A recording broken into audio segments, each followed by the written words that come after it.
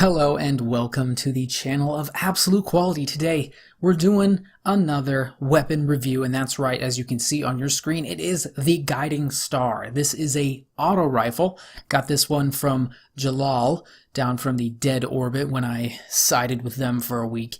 And that's basically about it for this thing. It looks kind of like an AK, like an old style AK, which is kind of nice. A little nice looking from the other Suros, ones that look futuristic and plasticky. This one looks a little bit more realistic, a little bit more real life. Like feels good when you hold it. I don't know, whatever. It doesn't matter.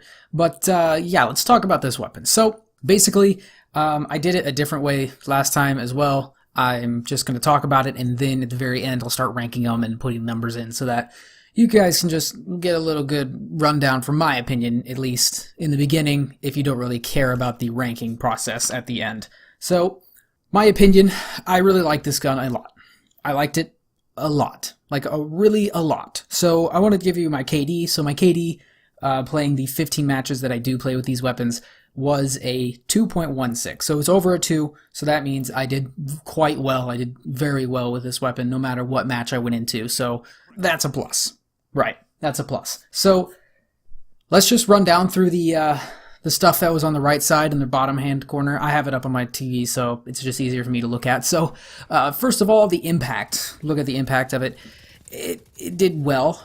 It's really low on here. So it does take a lot of bullets. Although the perk, not the perk, but the intrinsic perk, I guess, the main thing that this weapon is, it just shoots really fast. It has a rounds permitted of 720 rounds, and it holds 52 bullets in the magazine. So you're shooting a lot of bullets. So it's kind of like a submachine gun in kind of that spec. It's kind of in the middle of those two ranges. So it's between auto rifle and submachine gun. It's kind of that little niche spot. I mean, it has a faster firing rate than anti-OD does. So, I mean, maybe that it's a little bit faster than an actual submachine gun. So, but impact is all right. It does do damage if you hit headshots. I mean, it's very consistent headshot if you hit it, and it's quite nice, actually. It kind of melts a little bit. So, talking about the range is really good with this. I really did enjoy using this weapon at basically any engagement area that I felt was applicable when using the weapon.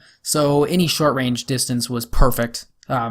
Basically melted right through kids every single time. Basically had the upper hand every single time I was going against people. Like, I literally had enough power and bullets, really, and the rounds per minute were coming. It just made it really easy. Made it really easy up close. It's kind of like I was actually running a submachine gun. That's how I felt like I was running around the map. So I was getting a little closer to people than I usually do with other weapons. Now, for the long range part, though, it's good. I mean, I want to say it's good. I want to say it does well, but there are certain limitations, obviously. When it shoots this fast, obviously it's not going to put out a lot of damage really far away, and especially with the magazine size, and just the impact is low. So it's not going to do a whole lot of damage from further away, but I mean, it's a good distance away that you can actually get into engagements and fight people off. So it's not like it's completely poop, but it is not, I mean, it's limited. It can't go as far as, say, like a scout rifle or some other auto rifles like Uriel's Gift or Origin Story. But it does put out enough damage so that it can fight those medium to long ranges. Not long ranges, but medium to long. That's basically how I felt with it. So range was quite good.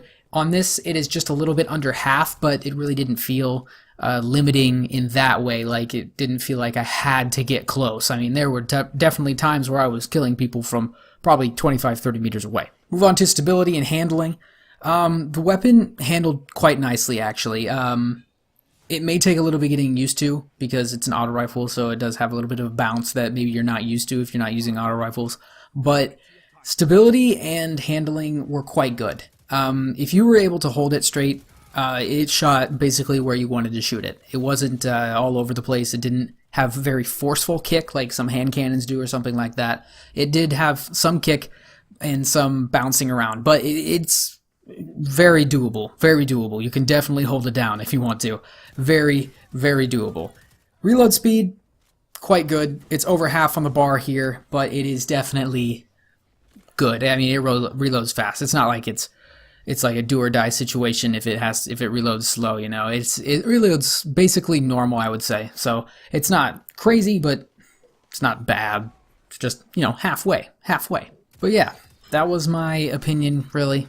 That's my take on the weapon. So let's move in to the back half of the video where we put down some numbers for you. So for perks, the perks that we did have were a couple iron sight one. Well, there's an iron sight one, and then there's a regular red dot. The red dot gives you a little bit more range. There was a pended mag, which gives you more magazine ammo. I opted to go with the high caliber rounds because they knock enemies back a little bit.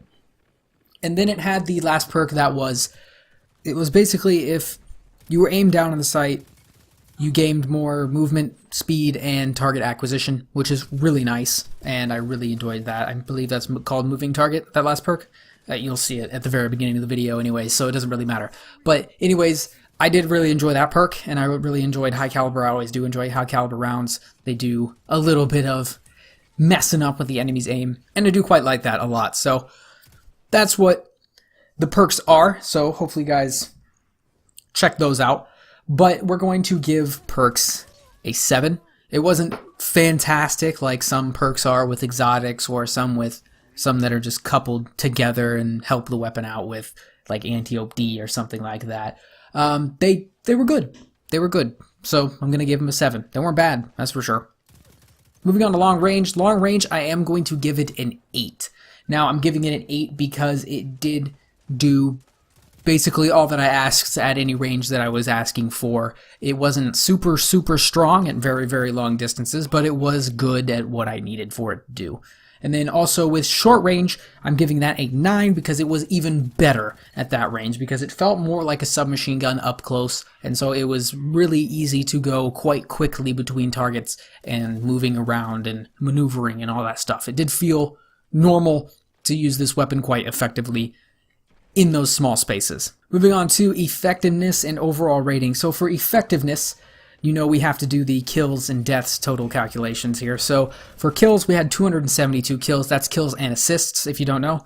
And deaths, we had 126 deaths. So if you divide that, right, you get the 2.16 KD that I talked about earlier. And that all added up, so the 272 plus 126 added up is 398 total gunfights. So again, that is a quite high number. I do believe, though, I played most of this on the new update, the Go Fast update, and I think we're going to start seeing a lot higher engagements with weapon, gunfights in there, because it obviously you go faster and there's a lot more time to get kills. So I do believe we're going to see that increase. So I'm not really going to comment on that for a while, but I do believe I probably gotten a lot more gunfights with this weapon than I probably would have with a lot of other weapons. So that's, guess what that you're saying there. So with that, we'll take our K, our 272, and we're going to divide that by 398, the total, and we're going to multiply it by 100, and then we're going to get 6.8 as our effectiveness rating, and that's how good we did. It's not a 7, but it's quite good. 6.8, it's 2.2 off, so very close. And then we're going to add all those numbers up, divide by 4, and we get our overall rating, which is a 7.7. Now, all of those added up is a 38.5. All right, on to the ranking process. So now for the ranking, we're going to, if you don't know what we're doing, the ranking process, if you haven't watched any of these videos yet, with all the weapons, I add all their numbers up and I get their total score. So in this case, 38.5. And then I rank it in their class. So in this case, it is going to be auto rifles. I'm going to rank them with all of the auto rifles that I've done already. And then after that, we'll rank it among every single weapon in the series that I have done. And then that's basically it. That's basically it. So first of all, for auto rifles, it is going to take the 3rd spot. It is behind Uriel's Gift and the Scathed Lock. It basically performs, I would say, a lot like the Scathed Lock, so it's going to be 3rd in auto rifles. So moving on to every single weapon in Destiny 2. Destiny 2, it is going to take the 11th spot. Not able to break in to the top 10 with a 38.5, but it is able to get very, very close at 11th. It's behind a weapon that is 38.6, and that is Frontier Justice. And it's behind Tome Patrol as well, and that is a 38.8. So it is behind those by very minuscule numbers, but, that's where it is. So it's sitting at 11th. So thank you guys for watching this video. Hope you guys enjoyed. I'll see you next time.